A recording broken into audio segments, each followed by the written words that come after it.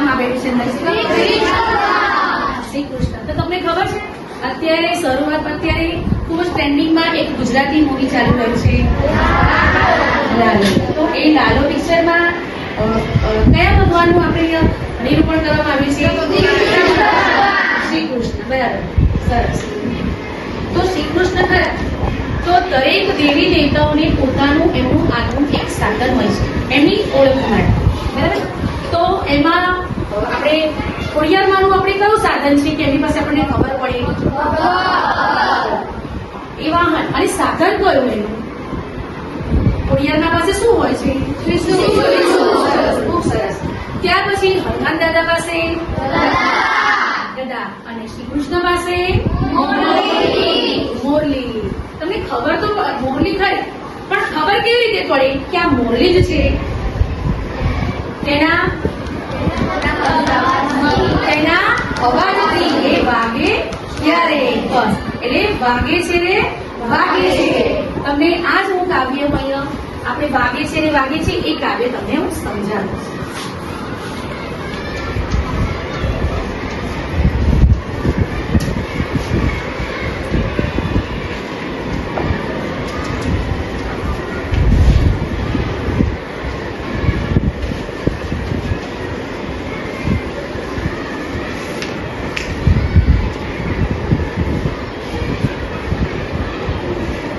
તો વિદ્યાર્થી મિત્રો, હવે પ્રાચીન ભારતમાં તમે જોશો ને તો સ્ત્રીઓ પોતાના સમાજના અને સ્વજનના અત્યાચાર સહન કરી અને કૃષ્ણ ભક્તિમાં આગળ વધવા માટે અથાગ પ્રયત્ન કરે છે. તો એવી સદગુણી સ્ત્રી, તો સદગુણી સ્ત્રીઓના કોઈને નામ યાદ છે? સદગુણી સ્ત્રીઓ તો એક છે ગંગા સ્ત્રી, ત્યાર પછી છે જીવી, ત્યાર પછી છે એક મીરાબાઈ. કોણ છે? મીરાબાઈનું સ્થાન એ ઉચ્ચ સ્થાન. તમે મીરાબાઈને ક્યારે જોયા છે? મીરાબાઈ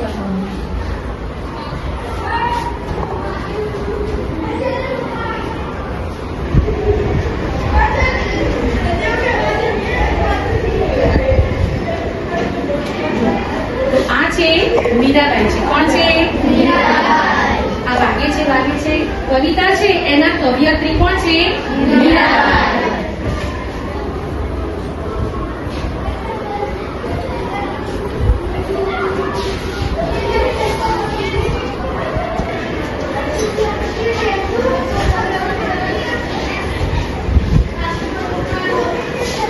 તો પ્રાચીન ભારતમાં આ મીરાબાઈનું સ્થાન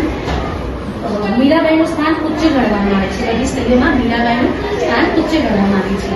અને આ મીરાબાઈ છે એ વાગે છે રે વાગે છે આ જે કાવ્યમાં છે એ એમનું મન કૃષ્ણ ભક્તિમાં નાનપણથી જ એમનું મન કૃષ્ણ તરફ વળેલું હોય.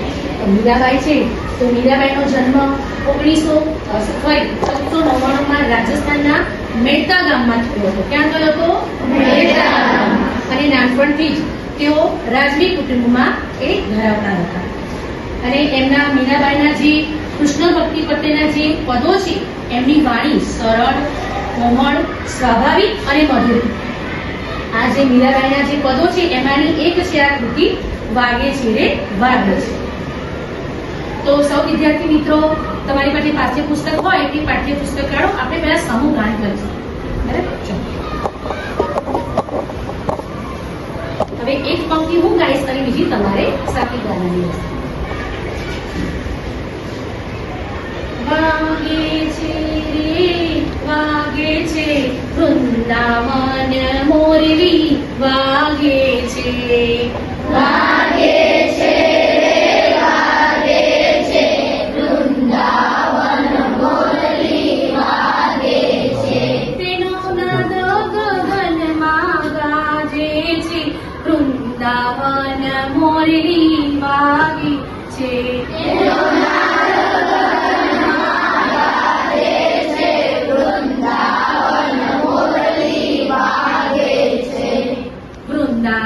વનને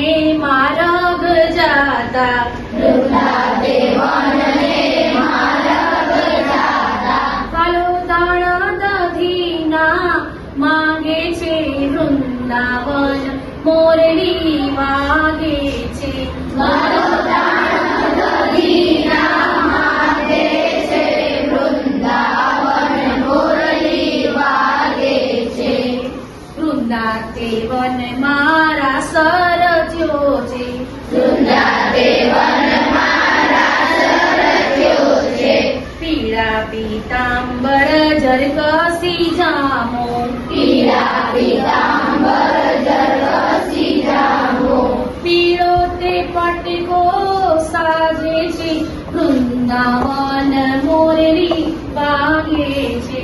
પીળો તે પટકો સાજે છે, વૃંદાવન મોરલી વાગે છે. કાને તે કુંડળ મસ્તકે મુંગટ, કાને તે કુંડળ મસ્તકે મુંગટ, મુખ પરે મોરલી શોભે છે, વૃંદાવન મોરલી વાગે છે. મુખ પર મોરલી શોભે છે, વૃંદાવન મોરલી વાગે છે. વૃંદા તે વનની કુંજ ગલનમાં, વૃંદા દેવનની કુંજ ગલનમાં, હાલો થનક તનક થઈ થઈ નાચે છે, વૃંદાવન મોરલી વાગે છે. વૃંદાવન મોરલી વાગે છે. અમે સુતાતા વર નિદ્રામાં, અમે સુતાતા વર નિદ્રામાં, નળતલ વેરણ જાગે છે, વૃંદાવન મોરલી વાગે છે. વાગે છે, વૃંદાવન મોરલી વાગે છે. બાઈ મીરા કહે પ્રભુ ગિરધર ના ગુણ, બાઈ મીરા કહે પ્રભુ ગિરધરના ગુણ, દર્શન થકી દુઃખ વાગે છે, વૃંદાવન મોરલી વાગે છે. દર્શનથી દુઃખ વાગે છે, વૃંદાવન મોરલી વાગે છે. અહીંનો કાવ્ય આપેલું છે, વૃંદાવન મોરલી વાગે છે. આપણે હવે એને સમજૂતી જોઈ લઈએ.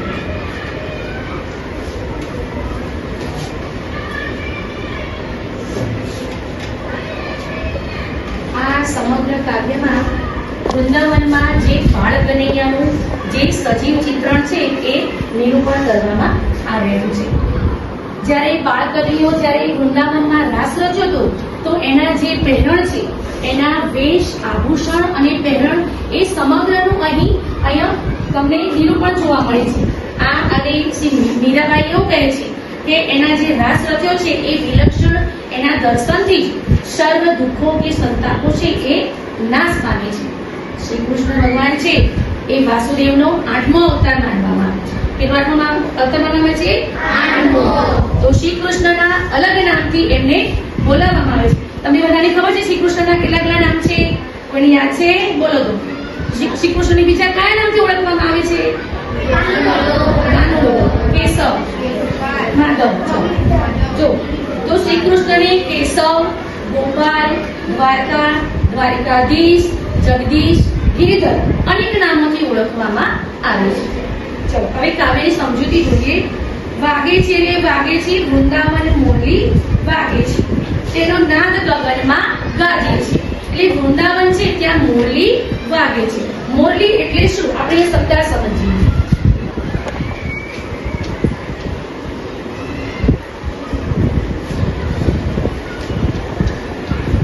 ચલો તમારામાંથી કોઈ કહેશે મોરલી એટલે શું? મોરલી એટલે વાંસળી. મોરલી એટલે વાંસળી. બીજું કહેવાય એને બંસરી. અને નાદ. નાદ એટલે સરસ. પછી ધ્વનિ, સ્વર, ર, કુંજ, સરસ. ખૂબ સરસ. તો શ્રી કૃષ્ણ જ્યારે મુરલી વગાડે છે ને તો એનો નાદ ગગનમાં, ગગન એટલે નભ, આકાશ, વ્યોમ, ગગનમાં એનો અવાજ ગુંજી રહ્યો છે. એ સમજણ? સારું. બીજી પંક્તિ. વૃંદા તે વનને માર્ગ જાતા, વાલો દાણ દધીના વાગે છે. વૃંદા, અહીંયા વૃંદા એટલે અહીંયા આપણે એનો વૃંદા એટલે એનો અર્થ થાય છે તુલસી.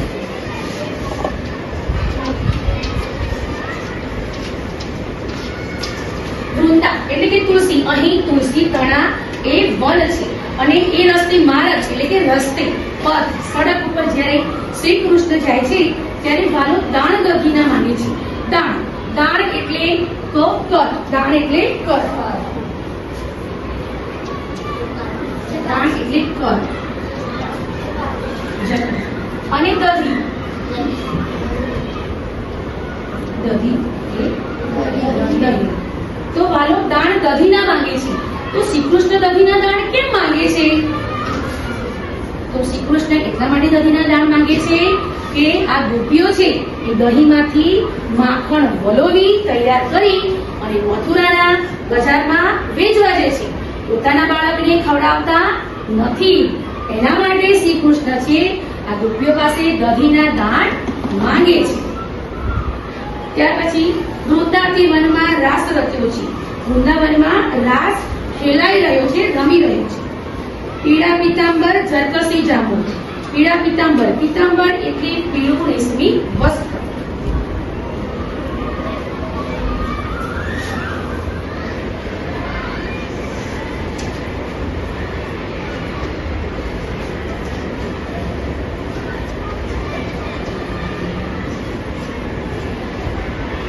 એને અમોઢિયું પણ કહેવામાં આવે છે.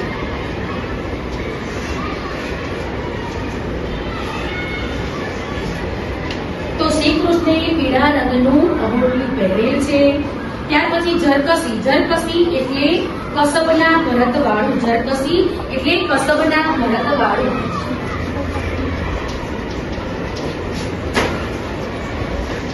કસબી, કસબી પણ કહી શકાય.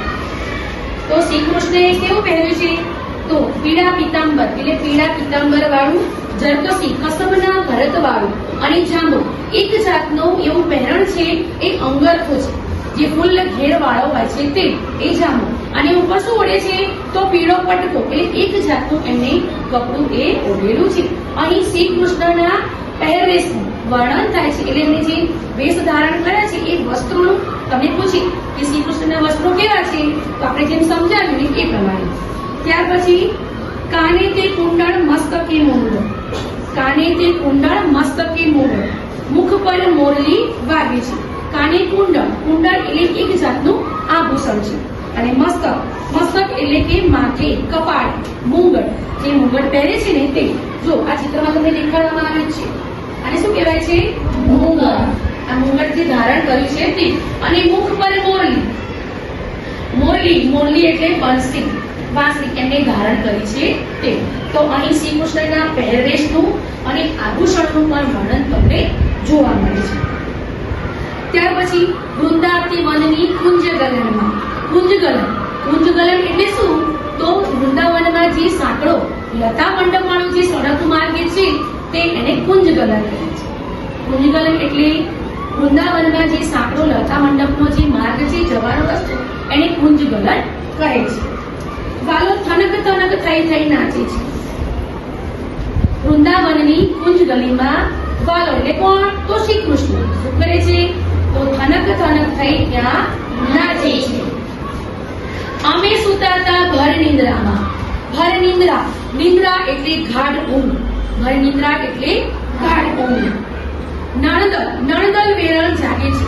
નણદલ એટલે નણંદ.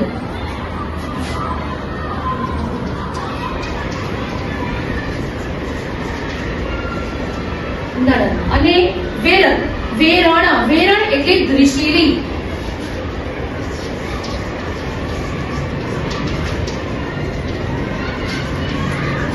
દ્રિશીલી એટલે વેર ભાવ. દ્રિશીલી એટલે વેર ભાવ વાળી. એટલે મીરાબાઈ એમ કે છે કે જુઓ, અમે સુતાતા ભર નિંદ્રામાં નરદલ વેરણ જાગે છે. એટલે કે જયારે શ્રી કૃષ્ણને બધા એ સુતાતા હતા એને જે મીરાબાઈની જે નણંદ છે, નણદલ એ વેરણ થઈ અને જાગી જાય છે. બાઈ મીરા કહે પ્રભુ ગિરધર નામ. ગિરધર, જો ફરી પાછું શ્રી કૃષ્ણનું નામ. ગિરધર એટલે શ્રી કૃષ્ણ. તો શ્રી કૃષ્ણના બીજા ગિરધર નામ પરથી ઓળખાય છે.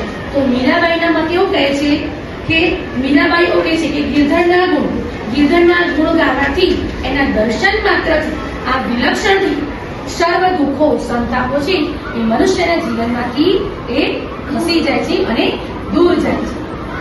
ચલો કાવ્યમાં તમને બધાને સમજણ પડી? દરેકને સમજણ પડી છે? આપણે થોડા પ્રશ્ન પૂછી લઈએ. હવે જો અહીં કાવ્યમાં આપણે આવતું હતું કે પહેરવેશ, તો પહેરવેશમાં આપણે જો આ છે એ શું કહેવાય? શ્રી કૃષ્ણનો મુગટ છે. બાળ કનૈયાનો જે લાલો કહીએ છે ને એનો શું છે? આ મુગટ છે. ત્યાર પછી જો આ શું છે? તમને બધાને જ ખબર છે શું છે?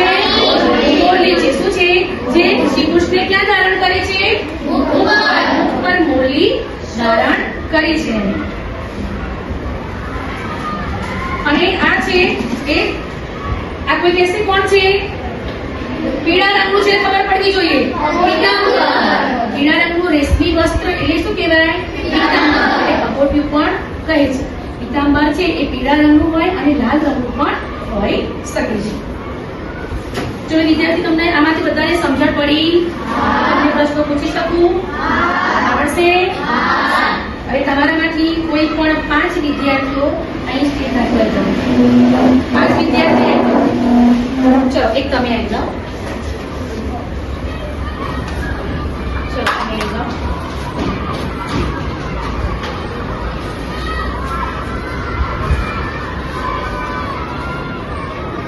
ચલો બીજા તમે આવી જાઓ. તમે આવી જાઓ.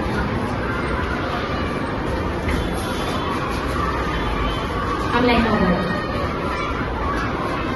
અહીં તમને લોકોને આ કાવ્યમાં કેટલું ગ્રહણ કર્યું છે એ આપણે એક્ટિવિટી દ્વારા આપણે પ્રશ્નો પૂછીશું, બરાબર? અને એમનો તમારે જવાબ આપવાનો છે. અહીં લાઈનમાં ઉભા રહી જાઓ. તમને અહીંયા 5 ફ્લેશ કાર્ડ અહીં આપવામાં આવશે દરેકને. અહીં દરેક પછી તમને એ લોકો સવાલ કરશે, એનાથી તમારે શું આપવાનું છે? એનો જવાબ. અને જેને પણ આવડે એને આંગળી ઊંચી કરવાની છે. ચલો